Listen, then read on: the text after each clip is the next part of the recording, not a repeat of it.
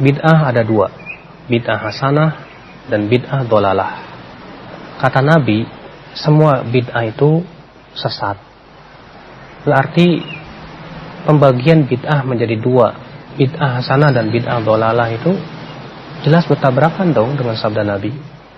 Nabi mengatakan kullu bid'atin dolalah, semua bid'ah itu sesat. Tapi kan kata Imam Syafi'i, bid'ah itu ada dua macam. Kata Imam Syafi'i, al bid'atu bid'atan, bid'ah itu ada dua, bid'atun mahmudatun wa bid'atun madmumatun, bid'ah yang terpuji dan bid'ah yang tercela. Memangnya Anda lebih tahu dari Imam Syafi'i? Saya katakan memangnya Imam Syafi'i lebih tahu dari Rasulullah. Perkataan siapapun kalau bertabrakan dengan sabda Rasulullah, ya tentu ya harus didahulukan sabda Rasulullah. Dan di sini juga kita harus memahami perkataan Imam Syafi'i secara benar. Al-Hafidz Ibnu Rajab di dalam kitab beliau Jami'ul Ulum wal Hikam, beliau mengatakan bahwa semua perkataan salaf yang membagi bid'ah itu hakikatnya adalah secara bahasa saja, bukan secara istilah. Maka di sini kita harus pahami, akhi, bahwa bid'ah yang dimaksud oleh Imam Syafi'i, bid'ah yang terpuji itu adalah secara bahasa, yang kemudian dikenal di dalam ilmu usul fikih dengan istilah maslahat mursalah. Ada sebuah kaidah yang harus kita pahami, bahwa sesuatu yang tidak dilakukan oleh Nabi SAW itu tidak lepas dari tiga keadaan.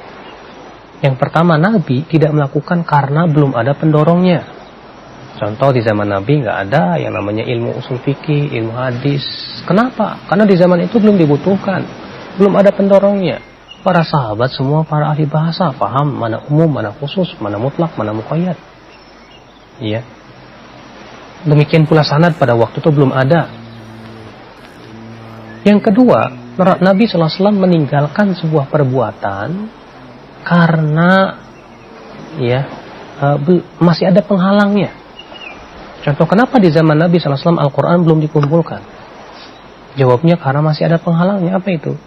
Yaitu Al-Quran terus menerus turun, akhi. Nah, ketika di zaman Abu Bakar banyak penghafal Al-Quran yang meninggal dunia, kalau tidak dikumpulkan ini bisa bahaya, bisa hilang itu Al-Quran.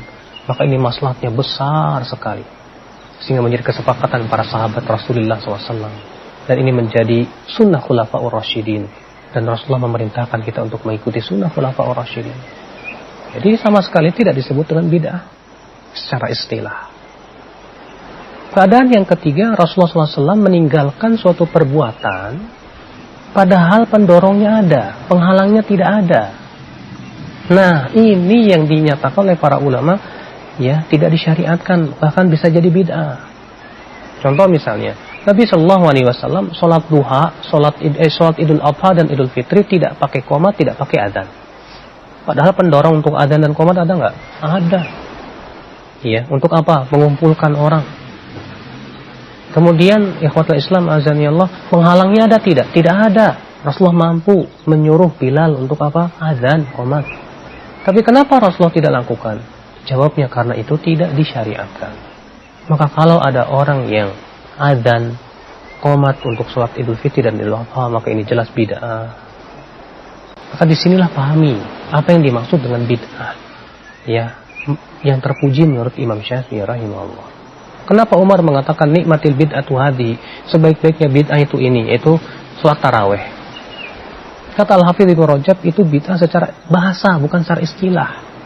Kenapa demikian? Karena di zaman Rasulullah sholat taraweh itu hanya ya dilakukan 3 malam saja. Kemudian Rasulullah tinggalkan karena masih ada penghalangnya. Apa itu? Karena takut diwajibkan atas umatnya. Sedangkan sudah kita katakan tadi bahwa Rasulullah meninggalkan sesuatu karena masih ada penghalangnya. Ketika penghalang itu tidak ada dan maslahatnya besar, boleh. Itu tidak termasuk bid'ah. Jadi maksud Umar nikmatil bid'atu hadi, sebaik-baiknya bid'ah itu ini adalah bid'ah secara bahasa, ingat, bukan secara istilah syariat sama sekali. Nah, sekarang kalau ada bid'ah hasanah secara istilah, yang menjadi parameter hasanah itu siapa? Ya, hasanah menurut siapa?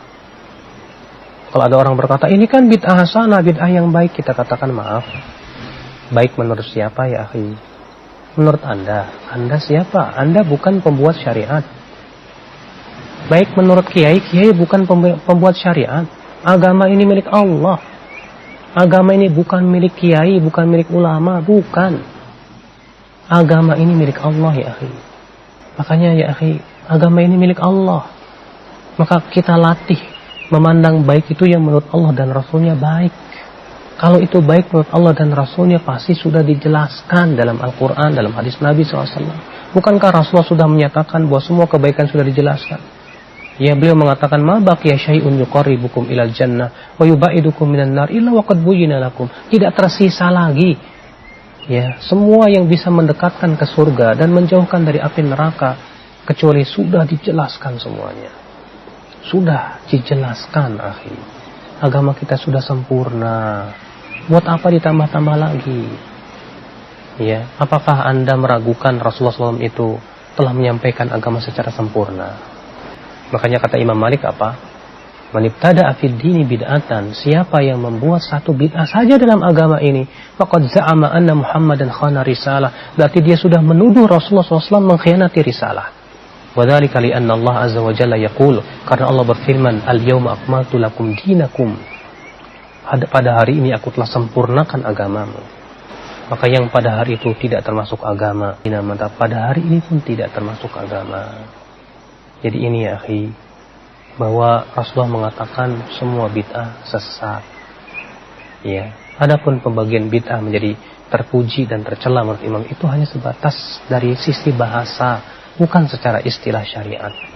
Ya, karena perkataan siapapun tidak boleh melawan perkataan Rasulullah sallallahu alaihi wasallam.